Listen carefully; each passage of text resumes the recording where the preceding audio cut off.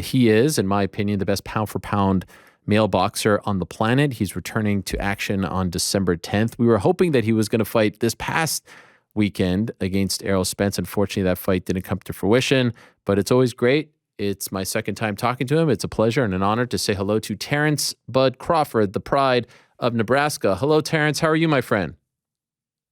Hey, how you doing? Thanks for having me on the show again. Yes, it's a pleasure to talk to you. Thank you for doing this. I know it's a busy time for you. You've been all over the place and you're returning to action on December 10th. So I know you're training very hard. You're going up against David Avanesyan.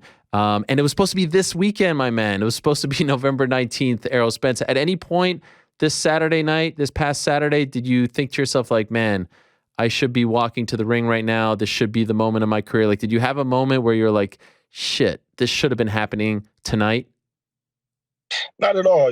My main focus is on David Avanesyan, and that's where you know my focus is at right now. I'm not worrying about any other fighters at this point in time right now. Just him. You have, and I appreciate you saying that. I'm sure you know every time you sign up to do an interview, the majority of the questions are about Errol. Is that annoying for you that you continue to be asked about this?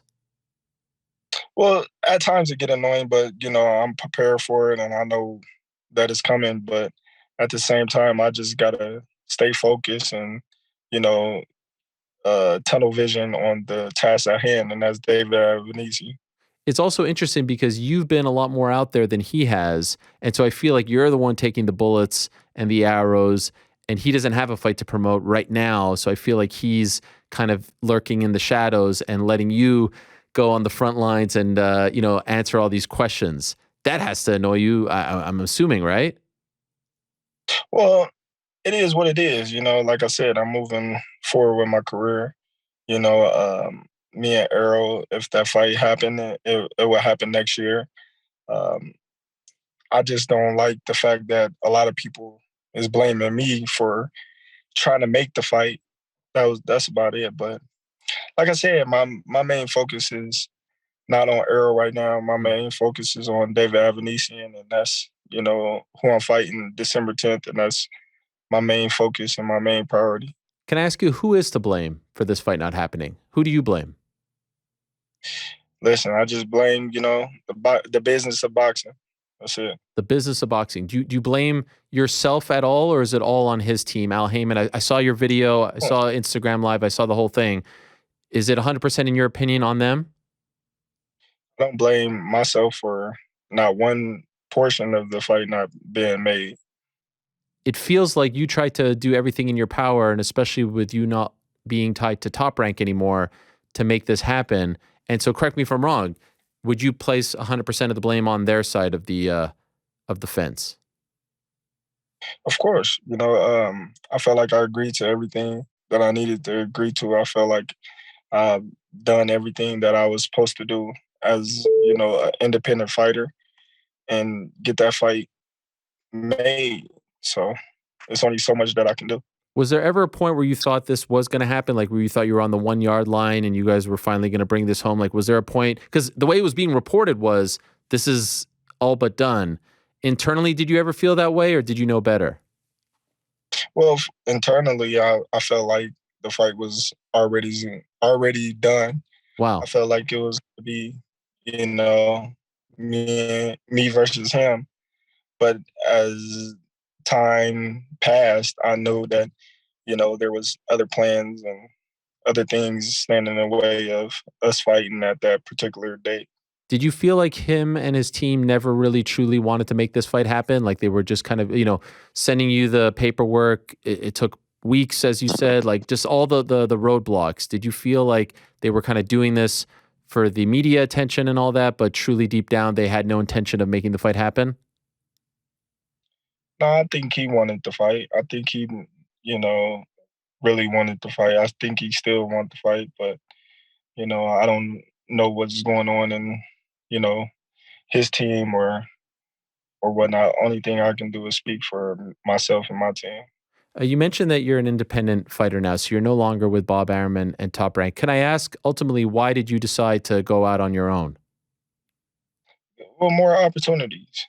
I can be independent and I can go on any platform and display my skills and prove that I'm the best fighter in the world without having any roadblocks or anything standing in the way from me uh, accomplishing the things that I want to accomplish in the sport of boxing. So you are your own promoter now, right?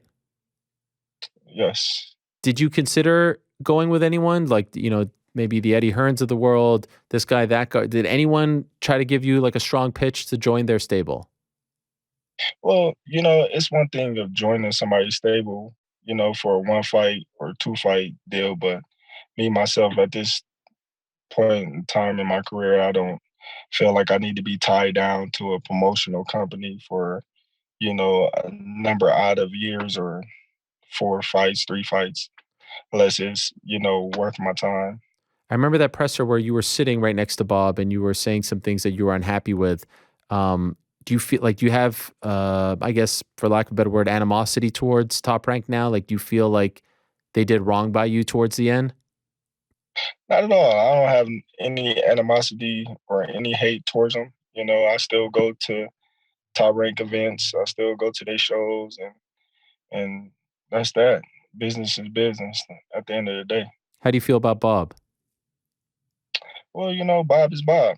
I don't have no ill will feelings towards him. It is what it is. Would you suggest that more fighters do this? Do you think it would be better for boxing if more fighters went independent? Well, yeah, at a point of time in your career, Right. it would be better for boxers, but not starting off. No, Sure. Was this always part of your plan? Like, did you always know at some point you would break free and do things on your own? not really. That never was in my plan until things start moving a certain way, and then that's when we had to come to the conclusion that we got to do things on our own and stop waiting for people to do things for us. If Errol Spence was independent as well, do you think this fight happens? 100%. Hmm. So maybe the blame is on his promoter. Well, they doing what's best for him. They trying Supposedly. to put him in. They trying to put him in the best position possibly. And I don't blame them. That's what managers and advisors is there for. That's why you have a team, a strong team, for them to always have you in the driver's seat. At any point, did you call him on this? I know I saw you guys tweeting each other, but be like, "Yo, let's talk man to man. Let's figure this out on our own." Did you guys ever have any conversations in private like that? I called him, as and that was that. Okay. But enough with Errol. Let's talk about All right. All right. I David. mean, it's a bit of a bummer. I'm sorry for harping on it, but we were all so excited, Fight, and I don't blame you, by the way. that fight, I don't blame you yeah, that one bit. fight, that fight, that fight is in the past now. You know what I mean? Until it becomes present. Fair enough. Like the present fight right now, me versus David Avanesyan, and that's who the key focus should be on right now. What concerns you about David? What because again, people want to know if you're going to be tested, right? They say, okay, Errol, we know who he is. Maybe David isn't a known name to the casual boxing fan. So if you can give us some insight into like what you need to look out for when you fight him on December 10th. Well, Davis is very tricky.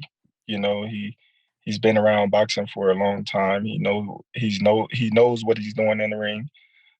He's very strong. He's very powerful. He's very crafty, and he's hungry and determined. Those are the guys that you got to watch out for. Like I've been saying for a long time, you can't overlook any opponents just because of their record. Um, he's got something to prove. He got a lot to gain. So for me to go in there not 110% prepared is, making for a huge upset Mm-hmm. on his behalf. But for me, I'm going in there like I'm fighting any other fighter. I'm training 200%, hard as I can to make sure that December 10th I get that victory. This fight is going to be available on Black Prime, right? What is What is Black Prime? I will be honest, I wasn't familiar with it before you made the announcement. Well, BLK is a platform that is kind of like an app, Okay, kind of like his own ESPN Plus, and it's given us fighters, the platform to actually become our own bosses, you know, um, for us to take back, what's ours and get the lion's share of the deal I like that. instead of, um, the promoters and everybody just out there. If you notice, it haven't been a lot of promoters or the the owners of BLK in the media. They want to give the attention all to the boxers. The boxers get all the attention. The boxers get the lion's share. The boxers get basically, define their destiny Yeah. on, making the big fights happen and getting paid doing it.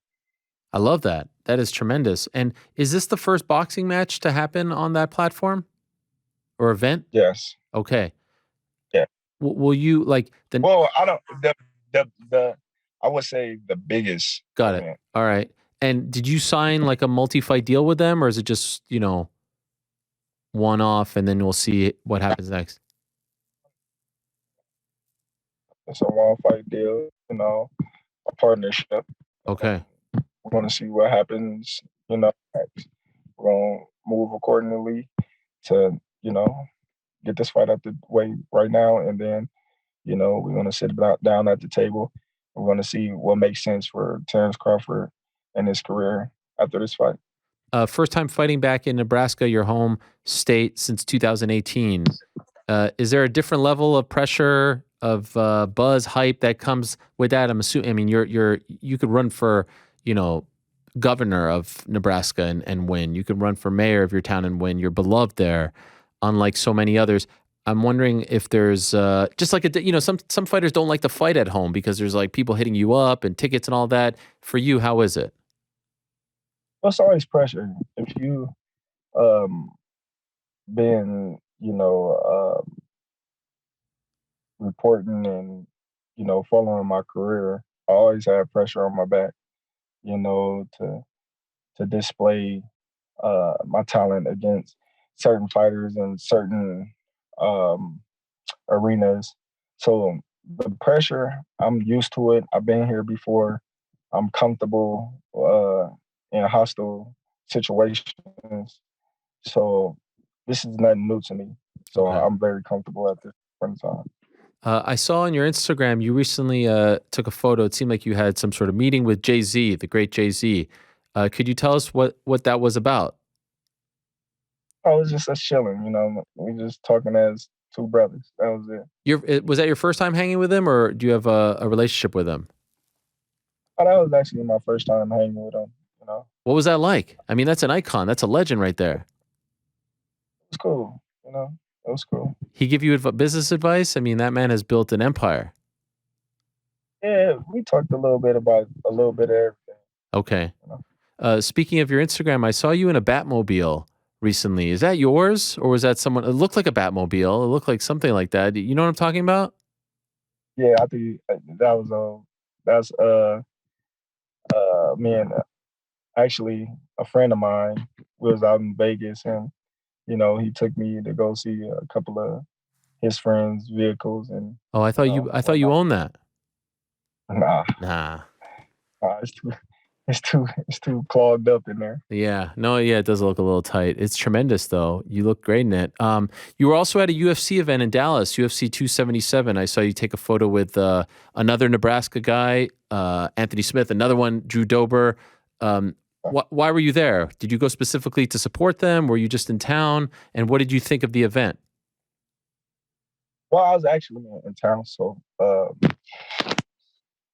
excuse me. I was actually in town, so I got invited. Well, I got invited to go, Uh-huh. and once I knew which one it was, I was like, man, I got two of my friends that's fighting on the card, So you know, you kill two birds in one stone, so you can get out there and support, two fellow Omahans, and at the same time enjoy, two icon women's going head to head in a Yeah. main event fight. Was that your first UFC event? Nah, Oh, nah, you not okay. Do you like the show that they put on, like the event? Do you think that it's a good show? Do you enjoy it? It's a little bit different than like, boxing, right? Different energy. yeah, for sure, for sure. But like I said, I've been to numerous of UFC events, so this wasn't the first time that I've attended to a UFC event. And it was great to see the support that those two females had fighting in the main event. You know, it was a great event all around. Yeah. Before you came on, we were talking about this guy KSI. Do you know KSI? Are you familiar with him and all these Yeah. dudes? How do you feel about all this stuff going on right now? It's like every weekend. This past weekend, we had Greg Hardy against Hasim Rahman Jr. He outweighed him by like 94 pounds, so not exactly a fair fight. He beat Rahman Jr. But I'm just wondering, like, how do you, as someone who is so respected, number one pound for pound, when you see all this other stuff, fan, not a fan, how do you feel about it? Well, I can't knock the next man for putting food on his family table. So, it's entertainment at the end of the day. They just going in there to entertain the fans. And if the fans gonna pay them to entertain them, then, so be it. Do you watch it? Nah, not really. Not Okay. really. Did you see I watch actually the real fighters, not saying that these guys not real fighters because they getting in the ring and putting their life on the line, just like any other fighter that's been doing it for a number of years. But at the same time, it's a different skill set, it's a different skill level, and um, there's actually, weights and you know things that properly go into having a real fight. what about Jake Paul? How do you feel about his progression as a fighter? Well, Jake Paul, when you look at Jake Paul, he's been, you know, training for years. He's been fighting without, headgear and fighting in the back of his yard, Mhm. So Jake Paul is definitely became, you know, a professional in the sport. I just want to see him actually fight a real fighter at this Mhm. point in time. Is there someone that comes to mind that you'd love to see him against? Just any real boxer. Boxer, That's right. just not a MMA fighter that you're bigger than or somebody your weight. You know, get them a real fight. Just Okay. see, test them out. Not somebody in the top 10. Just a real fighter. That we can say, okay, Jake, you fought such and such, and he's ranked 15 or something. You can gauge from there. And I could see or foresee the MMA fans getting fired up. When you say real fighter, I think you mean real boxer, right? Because you're not saying that the MMA Right. fighters aren't real fighters, but just ones who specifically train in boxing because Right. it's a completely different sport, right? Yeah. Definitely. Because you got John Jones and Anderson Silva that's did great things in the sport of UFC, and they was good on their hands Yeah, yeah, yeah. standing. So by far, I'm not saying that they're not real fighters. I'm just saying, as a boxer, Right. you know, Pretty big layoff for you. How do you feel about that? uh, I would have liked to fight sooner, Yeah. but at the same time, like I said before, it was my you know idea not to go into 2023 without a fight this year, and that's my standpoint on this fight happening. Uh, I just want the fight. That's pretty much it. Hmm. How many fights do you think you have next year? I don't know. I don't know. I really can't call it. My main focus is staying healthy and one fight at a time, and continue to grow in the sport of boxing as well as take them how they come. We'll let you go on this true or false question. Okay, it's just a very simple true or false. One day, Errol Spence will fight Terence Crawford. Hopefully. That wasn't an option, Terrence. It was true or false. I'm just saying I can't say if it's true or false. Only thing I can say, if you was to ask me one day would Terence Crawford want to fight Errol Spence, I would say true. Yeah, well, we knew But that. if Yeah. that fight don't, yeah, I can't say if a fight is true or false, if it happens or not. Anything can happen in today's society. How do you win on December 10th? Just being me. I just got to go in there, me, fight my fight, stay composed, stay disciplined, and continue to do what I've been doing best, and that's winning. Well, always great to watch you fight. I'm a huge fan, and we missed you this year, so it's great that you're able to squeeze one in before the end of the year. And I wish you the best. Thank you for coming on. It's going to be a great scene December 10th in Omaha, and hopefully we get to see you multiple times in 2023. And maybe, I won't say his name, but in a big fight against another guy who's around your weight. So that would be tremendous. Appreciate you doing this, and thanks for entertaining all my Spence questions. Sorry for having to bring him up so many times. You know how it is. I'm sure you understand. Right. I appreciate it. Thanks for having me. All right, my man. There he is, Terence Crawford. Bud Crawford, #1 pound for pound in the great sport of boxing.